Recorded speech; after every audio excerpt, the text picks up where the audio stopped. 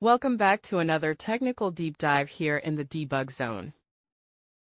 Today, we're tackling a big question and breaking it down with insights from other users. Hopefully, this clears up some misconceptions and helps you get the answer you need. So buckle up, stay a little curious, and let's jump right in.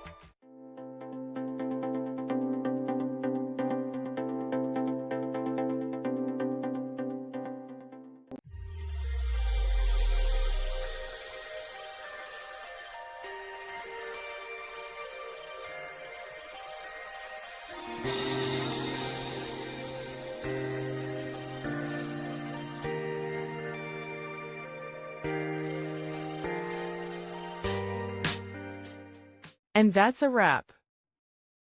I hope you found the answer you were looking for. If you did, take a second to hit that subscribe button. It really helps out. And let me know in the comments which solution worked best for you. See you next time in the debug zone.